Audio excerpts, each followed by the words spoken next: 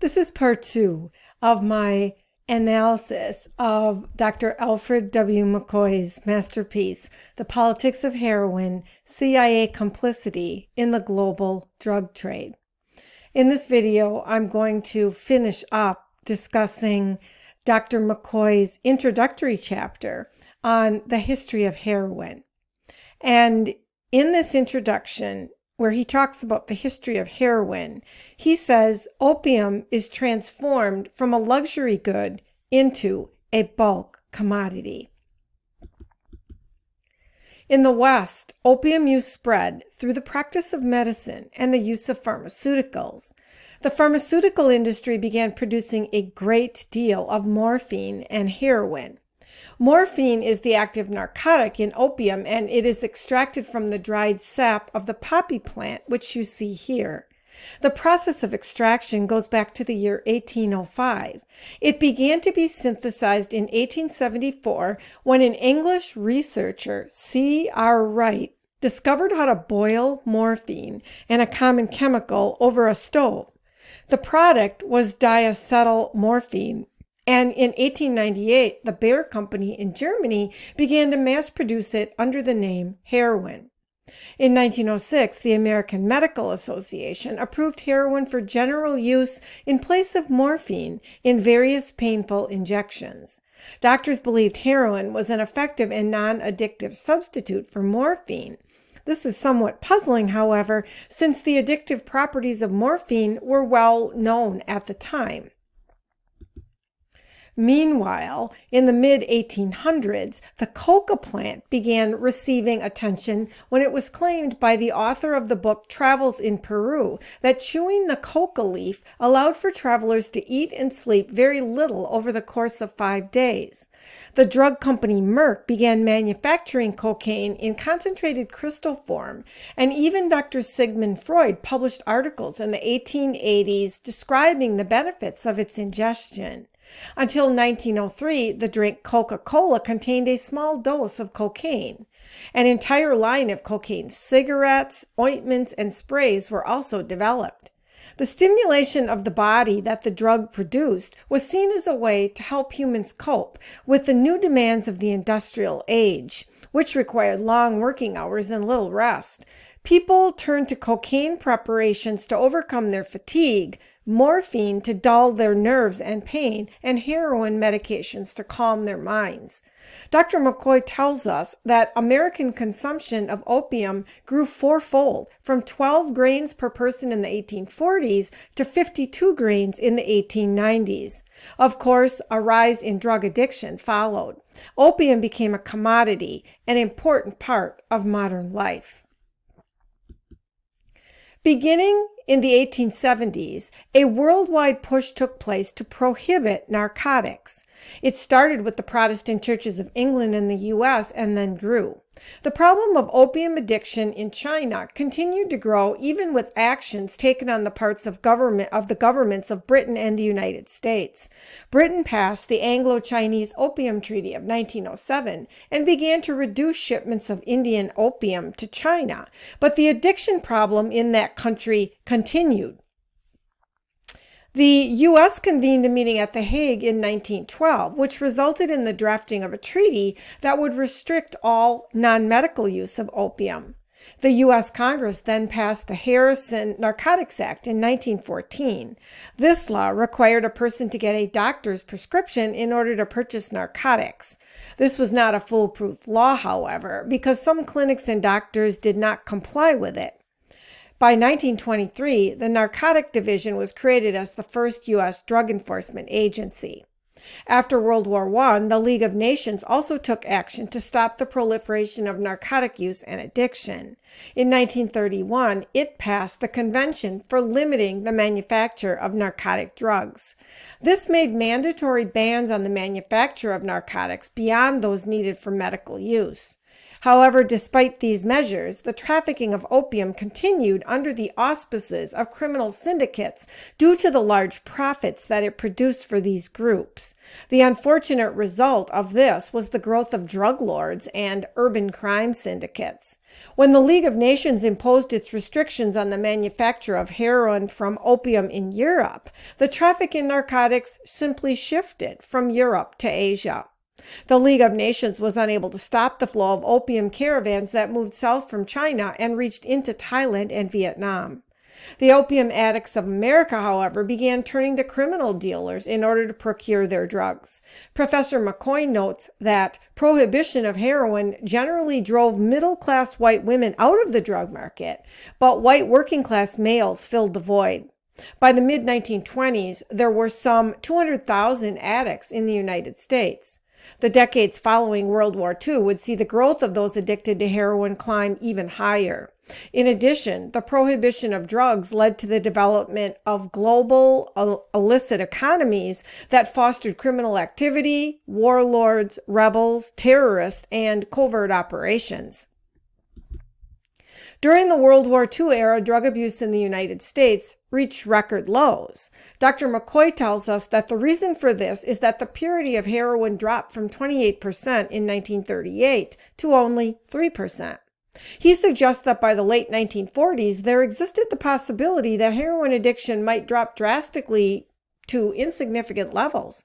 However, as the Central Intelligence Agency made alliances with Corsican syndicates in Marseille, nationalist Chinese forces in Burma, and corrupt police in Thailand, the heroin trade rebounded.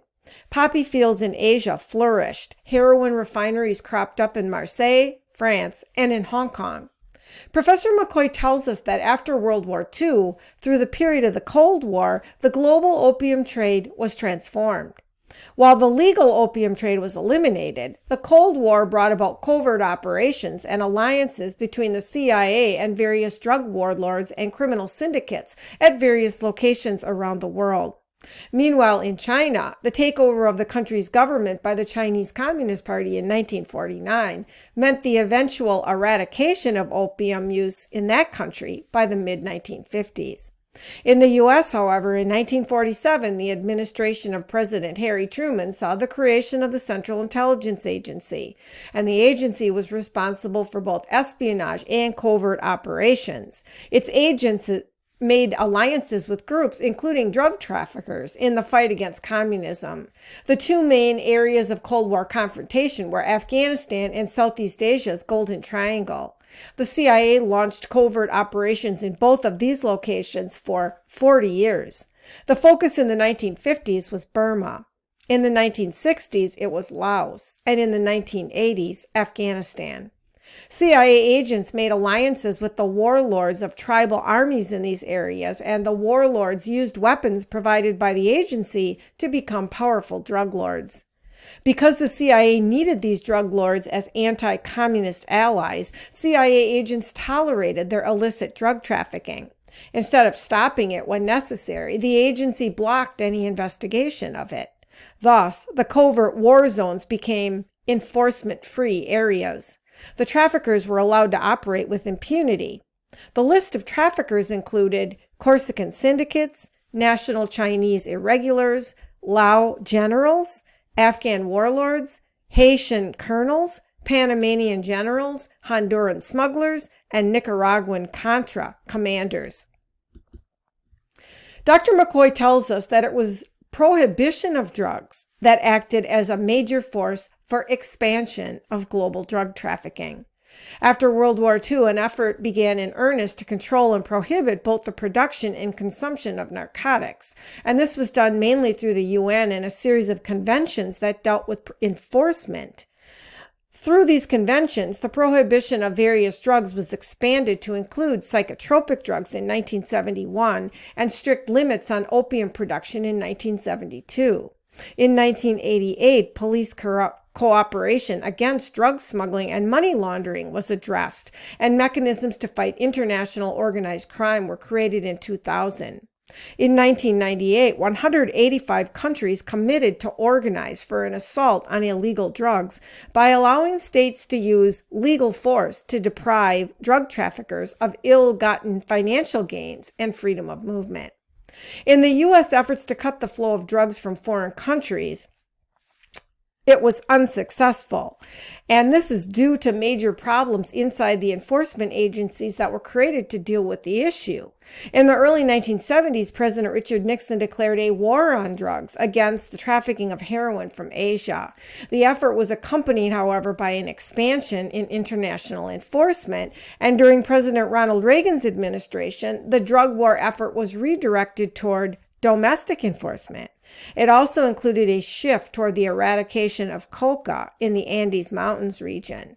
The majority of the funding was geared toward domestic enforcement and international interdiction, 80% according to Professor McCoy. This means little effort was directed into education or drug treatment. President Clinton expanded the war on drugs even more with his Plan Colombia in 1996 at a cost of $1.3 billion. The emphasis continued to be upon aggressive law enforcement, an effort that was also espoused during the years of George W. Bush's administration. Dr. McCoy tells us, however, that despite 4 U.S. drug wars fought at a cost of nearly $150 billion, the illicit trafficking in opium grew 5-fold, from 1,200 tons in 1971 to 6,100 tons in 1999. The aggressive push for more and more drug enforcement led to a huge rise in the U.S. incarceration rate due to mandatory drug sentences. Thus, the United States inadvertently created the world's largest prison population. The dynamics of the illicit drug trade changed since the end of the Cold War in 1991. Dr. McCoy says that the collapse of the Iron Curtain destroyed the global template that had shaped the world's traffic in opium for 40 years. The result was an enormous increase in opium trafficking in Central Asia and the rise of new criminal syndicates. Prohibition of drugs has led to a huge expansion of the drug trade because it increases profits exponentially due to both corruption and rising consumption. In the 1970s, when Richard Nixon declared America's first war on drugs, he attacked Turkish opium production, as it was then the main source of heroin coming into the United States. The White House then pressured authorities in France to close heroin laboratories in Marseille. This, however, only served to stimulate opium production elsewhere. Over the course of U.S. and UN prohibition efforts, production, processing, and smuggling of illicit drugs have seen the rise of 3 main trafficking areas, and these are the region between Turkey and Laos, from Bolivia to Colombia, and from South Florida to northern Mexico along the U.S. border.